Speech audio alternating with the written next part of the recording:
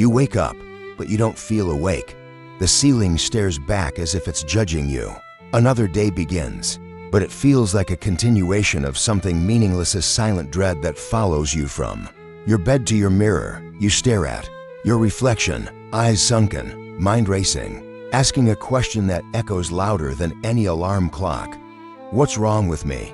It's not a question you speak aloud, but it's always there, whispered in between glances at your phone, muttered under the breath of insomnia, etched into the silence between you and people who don't really know you. And somewhere in that question lies a brutal assumption that something is broken, that you are broken. Scroll through your feed and you'll see smiling faces, perfect mornings, productivity hacks, and mental health tips sandwiched between ads, selling comfort and belonging. You start therapy, maybe you try meditation, you buy a new journal, another app, another dopamine drip. But still, there's a gnawing void behind it all, a kind of spiritual amnesia. A feeling that you've been tricked into living someone else's life. Society has mastered the art of diagnosis. It categorizes, it labels, it medicates. It offers you frameworks and pathologies to explain your pain. But what if the labels aren't the truth? What if they're placeholders, descriptions of symptoms, not the root cause? What if you're not broken at all? What if the pain you feel is not a sign of failure, but a symptom of misalignment? Not a malfunction of your mind, but the quiet rebellion of your soul. Carl Jung, the Swiss psychiatrist often misunderstood as just another intellectual, saw things differently. He didn't believe we needed to be fixed. He believed we needed to remember to awaken parts of ourselves that the world asked us to forget. Jung wasn't simply analyzing mental illness. He was mapping the soul's mythology. He looked into the darkness not with fear, but with reverence. He believed that every symptom was a symbol and invitation to explore deeper truths. When people came to him claiming they were lost, he didn't try to redirect them back to society's version of normal. He told them, "You are not lost. You are on a path, but the path isn't paved by social validation. It isn't marked by checklists or career goals. It's a descent into uncertainty, into chaos, into everything you were told to avoid." Because here's the paradox. In our pursuit of becoming who the world wants us to be, we've exiled who we truly are, and in doing so, we've mistaken discomfort for dysfunction. Modern culture rewards the persona, the mask. It praises control, success, happiness, but it punishes the one who questions, who suffers, who seeks. It medicates sadness, pathologizes solitude, and sells distraction as healing.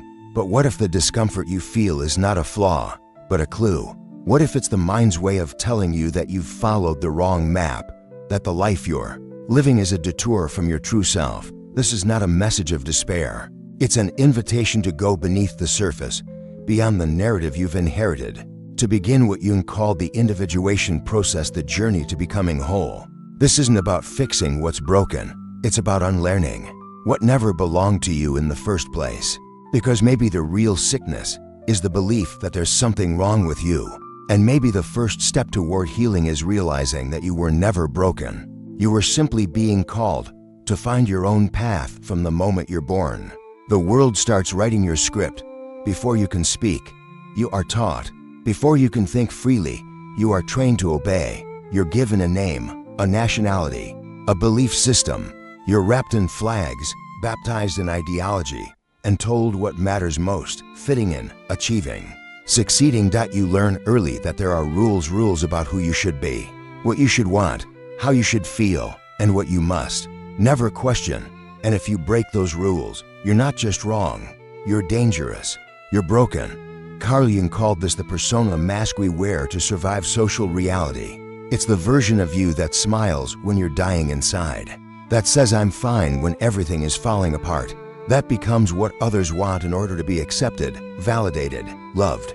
But behind the mask, something else lives, the self you buried to fit in, the self that never asked to be forgotten. Jung warned us, people will do anything, no matter how absurd, to avoid facing their own soul, because facing it means confronting a terrifying truth that much of what we call identity is a fabrication. Modern society doesn't encourage self-discovery. It incentivizes self-abandonment, not because it's evil, but because it's efficient. A society thrives on predictability. Citizens who follow schedules, consumers who chase trends, workers who keep producing. When you fall out of line, when you pause, question, refuse, you disrupt the machine. So instead, you adapt, you internalize the expectations, you become what's required. You become what's profitable. Every ad you see, every algorithmic feed you scroll through, whispers the same message. Who you are is not enough. Buy more, do more, be more. It's a constant hum beneath daily life, carefully calibrated to create a sense of lack. Not a loud scream, a quiet erosion. Your discontent is monetized, your dreams are productized, your insecurities are mapped, predicted, and fed back to you in bite-sized content designed not to liberate, but to reinforce the cage. This isn't just psychological, it's structural. From schooling to employment to entertainment, the system shapes you into a market-ready identity. You learn to prioritize productivity over presence, appearance over depth, and performance over truth. Individuality is packaged as style, not substance. You're free to express yourself as long as that expression fits inside the boundaries of what's acceptable, trendy, profitable. This is what Jung meant when he spoke of the split between the persona and the true self. The persona is rewarded, the true self is repressed, and the cost, a society full of people who feel lost, anxious, unfulfilled, not because they're flawed, but because they've forgotten who they are. We see it in rising depression rates, in the growing epidemic of meaninglessness, in the constant pursuit of novelty that never satisfies. We live in a world that tells you to be yourself while simultaneously doing everything it can to define what that self should look like. The illusion of choice runs deep. You think you're free because you can pick between hundreds of phone models or political candidates or Netflix shows. But when all options are manufactured within the same framework of control, your freedom is a theater, your rebellion is pre-approved. And when you begin to sense this, when you feel the gap between your outer life and your inner truth, you're told it's you that's malfunctioning. You're too sensitive, too lazy, too different. The system never admits its design. It simply pathologizes your reaction to it. But what if your anxiety is not a glitch but a message? What if your discomfort is not a disorder but a sign of spiritual starvation? What if the pressure you feel is not a personal failing but the soul's cry for authenticity? Historically, institutions have always played a role in shaping identity: religions, governments, education systems. But with the rise of mass media and now digital algorithms, that shaping process has become exponentially more precise and invisible. In the 20th century, figures like Edward Bernays, the father of public relations, openly used Freud's insights into human psychology to manipulate desire. Bernays didn't just sell products, he sold identity. He taught corporations how to create emotional associations with things that had no inherent value. A car was no longer transportation, it was masculinity. A cigarette wasn't just a cigarette, it was women's liberation. This was not marketing. It was psychological conditioning, a way to manufacture not just wants, but selves. And today, it's evolved. Social media platforms don't just know what you like, they help define who you are. Every like, share, and comment is tracked, analyzed, and used to feed you more of the same. The algorithm becomes a mirror, reflecting back a carefully curated version of yourself. But it's a distorted mirror, one that tightens the mask until you mistake it for your face. You don't even notice it happening. That's the genius of the system. You don't need chains when you believe the cage is home. And so we drift into curated lives, filtered experiences, and identities built on fragile foundations. We chase dopamine and approval, mistaking them for meaning. We forget how to sit in silence, how to be alone, how to be real. But beneath the mask, the self waits, not broken, not lost, just ignored. And when the cracks appear, when the mask no longer fits, it isn't a breakdown, it's a breakthrough. It's the beginning of remembering that who you are is not who you were told to be, because the self is not something you find in the world. It's something you uncover beneath everything the world told you to become. There's a part of you that you are not supposed to acknowledge. It's the version of you that feels uncomfortable, that you keep hidden away, only to resurface at the most inconvenient moments. It's the anger you don't know how to control, the envy that burns silently, the rage that simmers just beneath. The surface, it's the parts of you that are too dark, too messy, too human. Carl Jung called this the shadow, the unconscious, repressed part of the psyche that contains everything we deny, fear, or hate about ourselves. These are the traits we judge to be unacceptable, the qualities we hide from the world and, often, from ourselves. But here's the paradox. Just because you shove something into the darkness doesn't mean it stays.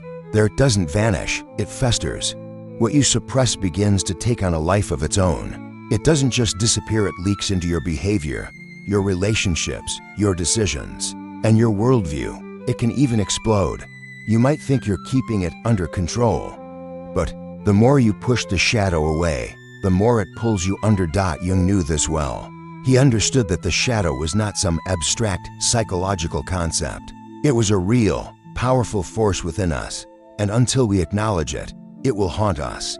It will shape us in ways we can't understand or predict.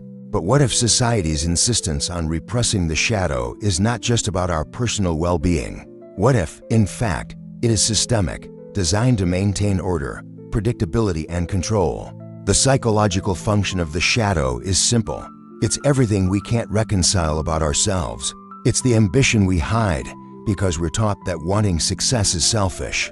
It's the aggression we suppress because society labels it as primitive or destructive. It's the sadness we ignore because we're taught that joy is the only acceptable emotion. It's the darker parts of our sexuality we're told to keep quiet about. These emotions, these impulses, are rejected because they don't fit the cultural script we're handed. But as much as society pushes us to suppress these darker traits, it also teaches us that they are wrong, that they're immoral, that they don't belong. Aggression, bad. Ambition, dangerous. Anger, uncivilized. Sexuality, something to be controlled and confined to specific boxes.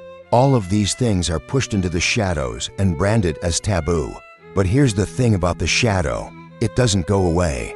What you suppress doesn't vanish into thin air. It festers, quietly and relentlessly, in the background of your psyche. And when it's ignored for too long, it doesn't just leak out, it bursts forth, often in ways you can't predict. Take aggression, for example. We are told from an early age to be kind, to control our tempers, to avoid conflict. But we are also human. Aggression is a part of the human experience, a primal response to threat or injustice. If we continually suppress it, it doesn't just vanish, it turns into passive-aggressive behavior. It shows up as frustration and resentment. It can even manifest in self-destructive tendencies, sabotaging our own goals. Because we've been taught to deny the anger that might otherwise fuel positive change. Ambition is another powerful shadow emotion. Society prizes achievement, but only within the confines of the system. The ambition to be more, to step outside the boundaries, is seen as greedy or narcissistic. So, we swallow it down. We wear masks of complacency, of contentment, of mediocrity. But this false humility doesn't make the ambition go away. It's still there, festering, slowly eroding our sense of self-worth. It drives us to seek validation in unhealthy ways, such as through competition or comparison. It pushes us to constantly prove ourselves, leading to burnout, dissatisfaction, and eventually, despair. And then there's sadness. Society loves happiness. Happiness is the goal, the prize, the marker of success. But sadness is uncomfortable. It makes others uncomfortable. So we're taught to suppress it.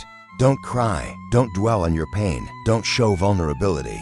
Yet sadness is an emotion we all feel at one time or another.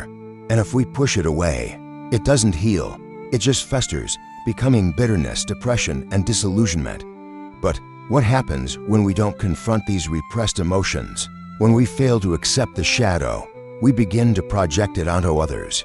Projection is the unconscious process by which we attribute our own rejected feelings, impulses, or desires to other people or groups. It's easier to hate someone else for their ambition, their aggression, or their perceived selfishness than to admit that those qualities live within us as well. This projection creates a toxic cycle of misunderstanding, hostility, and division. Take a look at modern political polarization. For example, We're encouraged to view people on the other side of the political spectrum as not just wrong, but as morally inferior, as inherently flawed.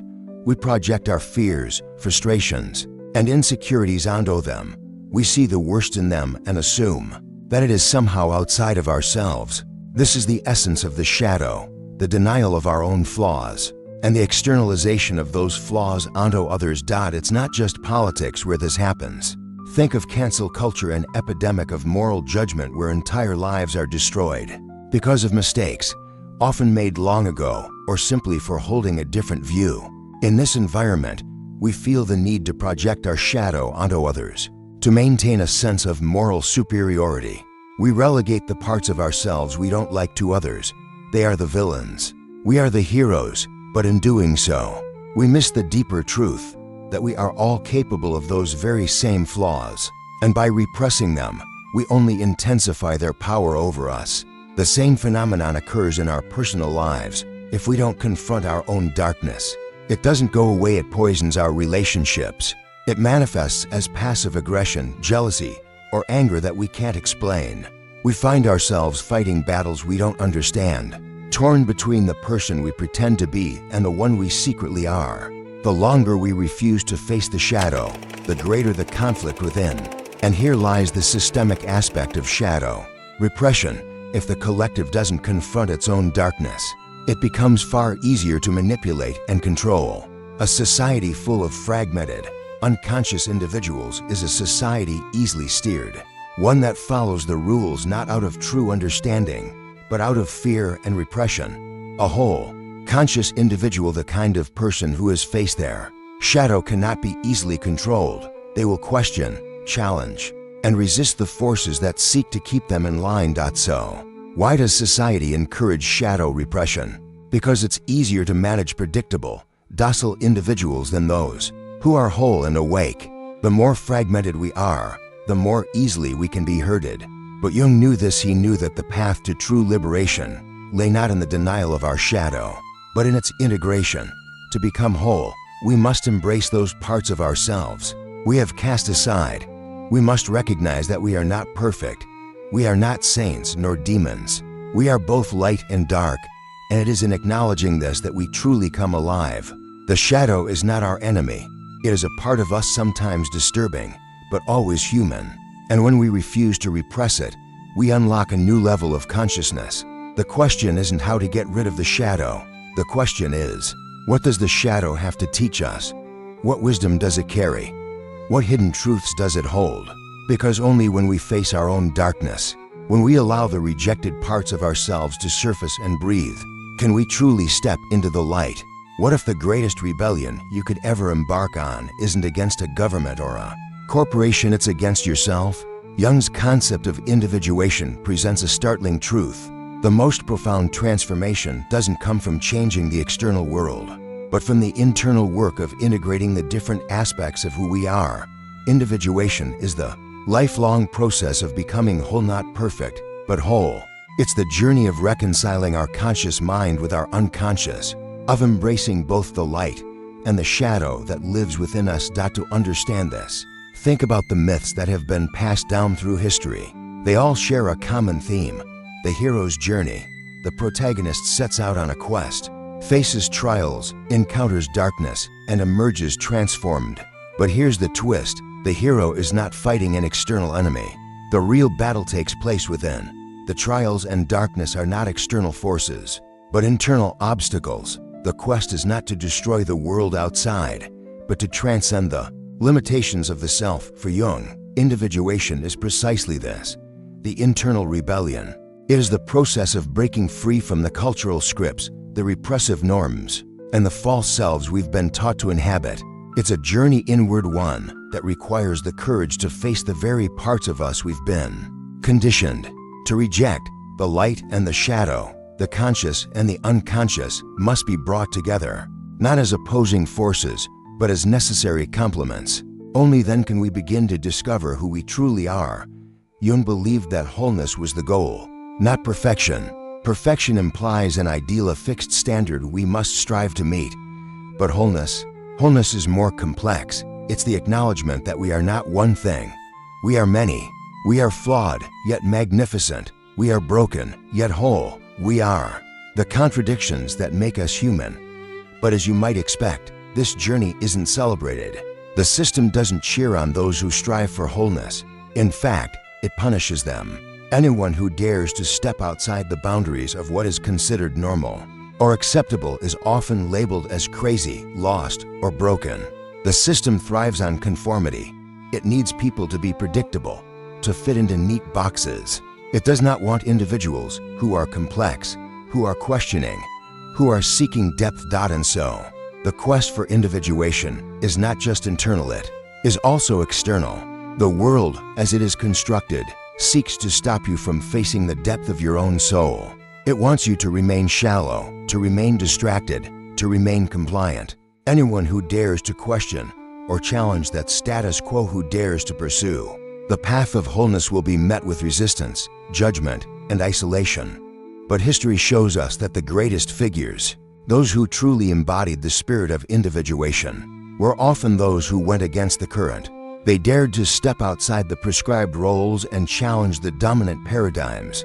Think of Vincent van Gogh, a man who, during his lifetime, was branded as insane, unstable, and broken. His work was misunderstood, yet today, he is considered one of the most revolutionary artists in history. His art was not simply beautiful, it was a profound expression of his inner journey. Van Gogh's path to individuation was painful and lonely, but through his pain, he created something that touched the hearts and minds of generations to come. Or consider Friedrich Nietzsche. Nietzsche, a philosopher who rejected the conventional morals of his time, famously proclaimed, "God is dead." His work was seen as radical, even dangerous. Yet his critique of society's ideals has shaped much of modern thought. Nietzsche's own life was marked by struggles with mental health and isolation. He faced criticism, rejection, and misunderstanding. But in his rebellion against the established order, he found his own path to wholeness, one that transcended the limits of the culture around him. Alan Watts, the philosopher and spiritual teacher, was another seeker who faced resistance. He turned against the conventions of both Western philosophy and Eastern spirituality, blending the two in a way that was revolutionary at the time. Watts questioned everything: society, religion, the nature of the self. He was called irreverent and controversial by those who were stuck in rigid ideologies. But Watts' willingness to question the status quo and seek truth led him to a deep understanding of the human condition, one that has resonated with countless people who, like him, were searching for something beyond the ordinary. These are just a few examples, but they illustrate a powerful point. The path to individuation is not one of easy acceptance. The people who have made the greatest impact on the world, the ones who have truly lived, have been those who have dared to rebel against the conventional notions of what is normal or right. They have dared to question the system, to explore their inner worlds, to face the darkness within, and to bring it into the light. The struggle for wholeness is sacred. It is a journey that requires the courage to face the contradictions of life, to look at the parts of ourselves we fear and to embrace them. It's a path that requires vulnerability, self-awareness, and an openness to the unknown. It's not a journey for the faint of heart. The darkness can be overwhelming, the doubt suffocating.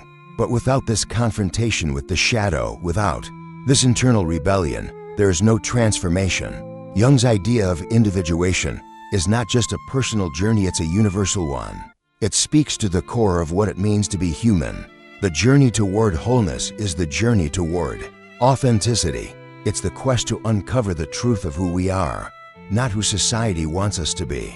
And like the heroes of old, the reward for this journey is not an external treasure, but the discovery of self, a self that is not defined by the roles imposed upon us, but by the integration of our entire being. When you begin to question the narratives you've been fed, when you start to peel away the layers of conditioning and repression, you will feel a sense of loss. You may even feel broken. But this is the path. It is only by confronting the darkness within, by acknowledging the parts of ourselves we've hidden away, that we can truly discover what it means to be whole. Individuation is not a neat, tidy process. It is messy, painful, and uncomfortable. But it is the only way to transcend the limitations of the system. to become the hero of your own story. It's a rebellion, yes, but it's the rebellion that allows you to truly live. It's the rebellion that leads to wholeness. And in the end, you won't just be fighting against the world.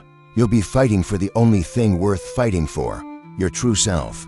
What if everything you've been told about your mental health, your struggles, your feelings of inadequacy, isn't just an unfortunate consequence of life, but a carefully constructed narrative designed to keep you dependent?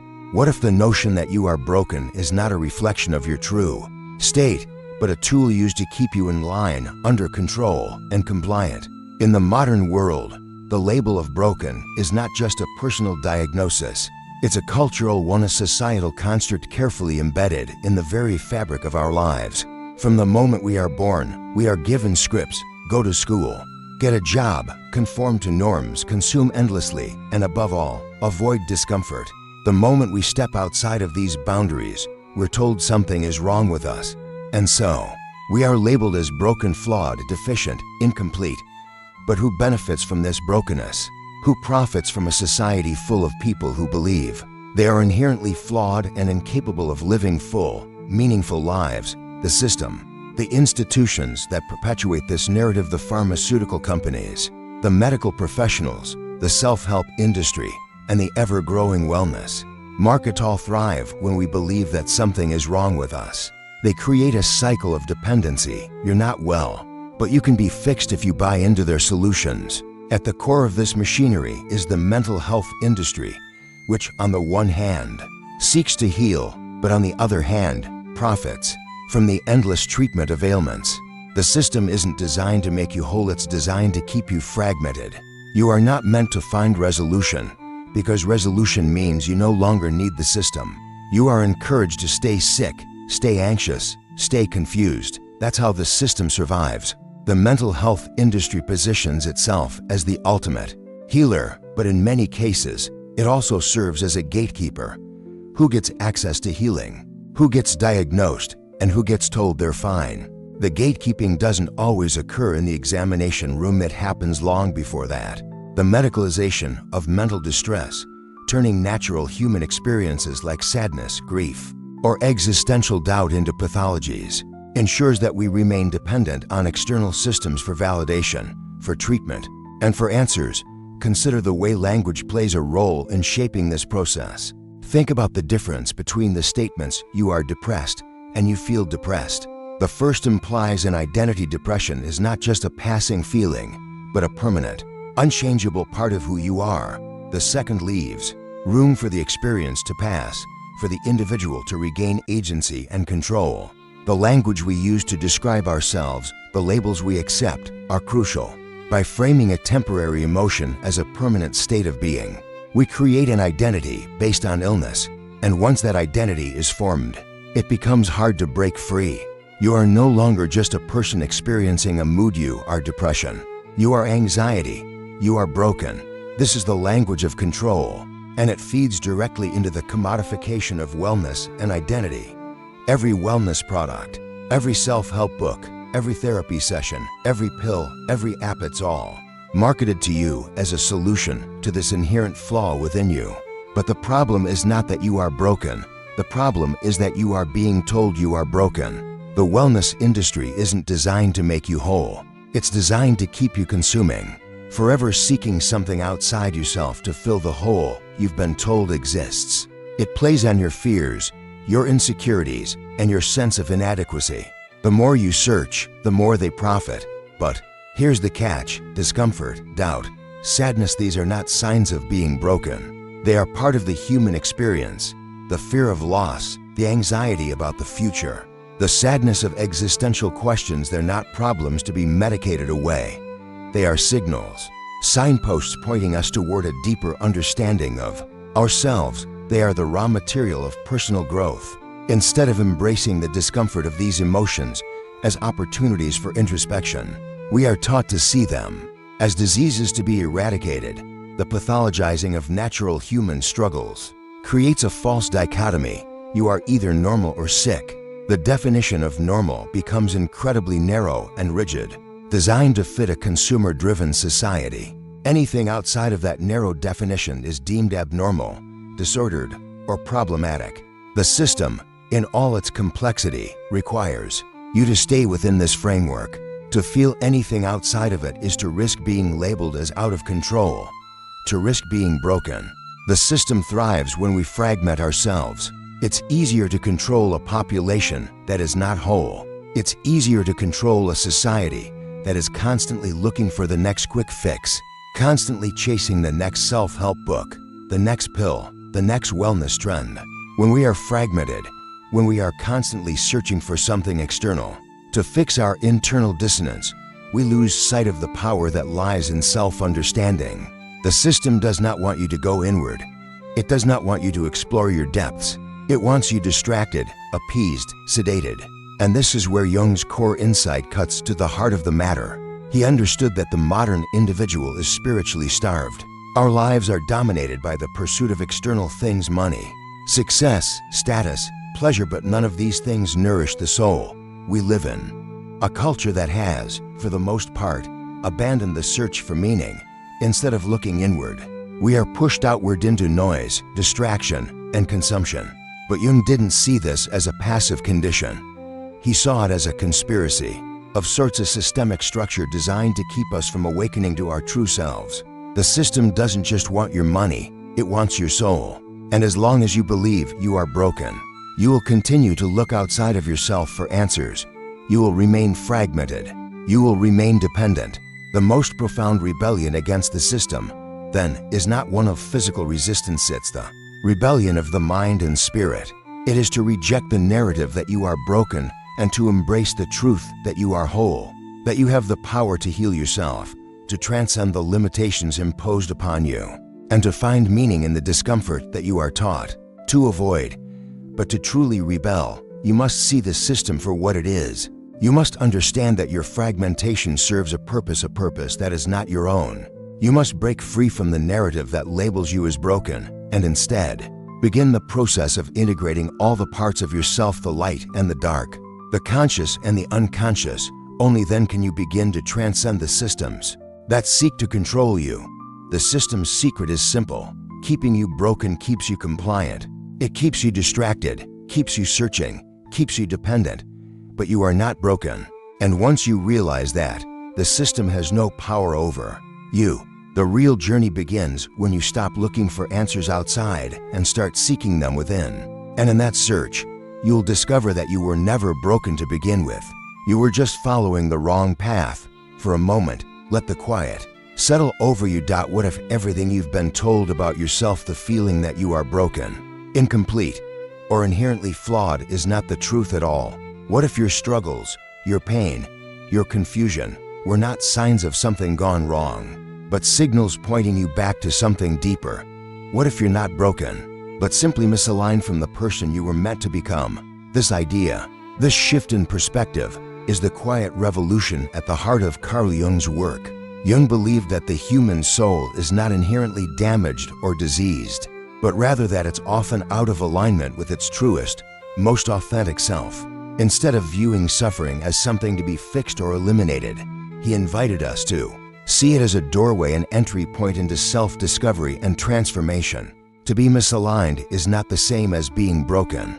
Misalignment suggests that something is off, that something isn't quite in harmony, but it doesn't imply irreparability. This distinction is crucial. When we see ourselves as broken, we often fall into the trap of seeking external fixes, pills, quick fixes, a change of circumstance, the approval of others. We treat the symptoms instead of the cause. But when we see ourselves as misaligned, we acknowledge that the pain we feel is a call to return to ourselves, to a more authentic path. Jung's concept of individuation, the lifelong process of integrating our conscious and unconscious selves, becomes the key to understanding how to realign, not repair. Realignment is not about fixing something that is shattered. It's about returning to the core of who we are, shedding the layers of false identities that we've been conditioned to wear. It's about discovering and embracing the parts of ourselves that we've suppressed, the parts that may have been buried under the weight of societal expectations, familial pressures, and personal doubts. The strength to realign comes from within. It's found in the solitude, in the quiet moments where we sit with ourselves, confront our fears, and allow the deepest parts of our psyche to speak. In this silence, we find clarity. In the solitude, we hear the whispers of our true desires, our truest self. Jung believed that the privilege of a lifetime was to become who you truly are. This is not a luxury, it is a necessity. It is the only path that leads to true freedom. Freedom isn't found in conformity. It isn't found in simply fitting in with what society tells us is normal. It is found in embracing our uniqueness, in accepting that the path we walk may not be the same as the one others are on, and that is okay. True strength comes from the clarity that arises when we choose authenticity over approval. It's the strength of knowing, deeply and unshakably, who we are. It's the strength of trusting our own inner compass, even when the world outside seems uncertain, chaotic, or relentlessly conformist. Realignment means reclaiming your narrative. It means taking back control over your story, no longer letting external forces dictate who you should be. The power of reclaiming your narrative is profound. It allows you to move from being a passive participant in your own life to an active creator of your future. When you realign with your truest self, you step into a place of power. You are no longer defined by your past, by the stories others have written about you, or by the labels imposed on you by society. You become the author of your own life. Jung's hope wasn't just for individuals to survive. It was for us to thrive, to live lives of depth, meaning, and wholeness. Individuation is the process by which we shed our illusions, confront our shadows, and embrace the totality of who we are. It is not an easy path. It requires immense courage to face the parts of ourselves we have denied, the pain we have avoided, and the fears we have suppressed. But it is the only path that leads to real clarity, strength, and freedom. In a world that often seems designed to fragment us, to distract us, and to make us feel small, realignment is an act of rebellion. It is an act of saying, no, I will not be defined by what others say I am. I will not live in the shadows of what others think I should be. I will embrace my truth, even if it makes me uncomfortable, even if it takes me away from the crowd. I will become the person I was meant to be. So, here's the message I want to leave you with. You're not broken. You are not lost. The suffering you feel is not a sign that something is wrong with you. It is a signal that something is calling you home. You are not a mistake. You are not the sum of your past failures or your present doubts. You are on the edge of becoming something real, something whole, something powerful, something true.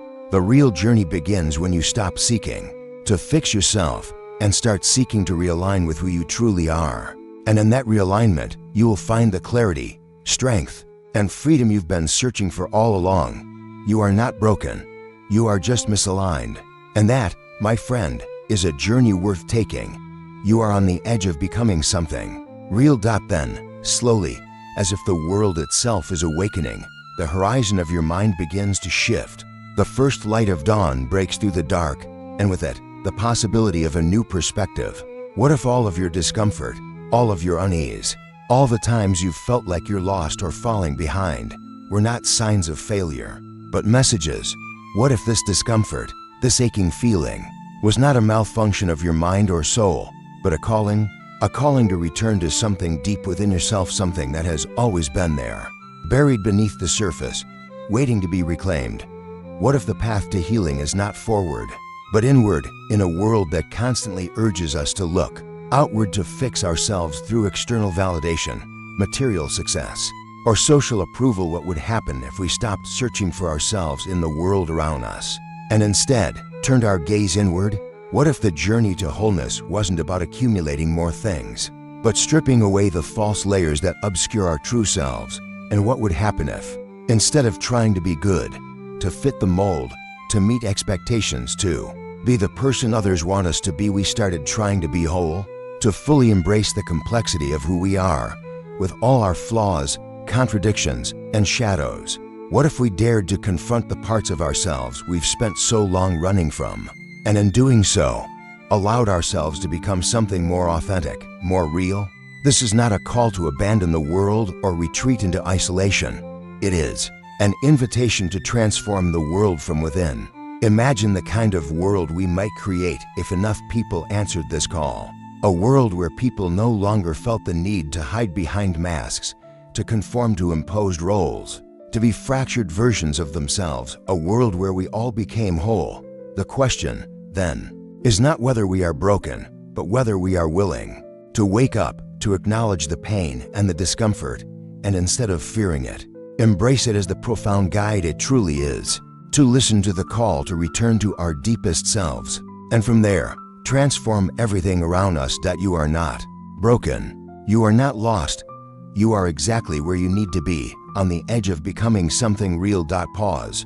The soundtrack swells softly, then rising in crescendo. The message lingers in the air, echoing in your mind. The invitation is clear. Wake up, the journey is yours to begin.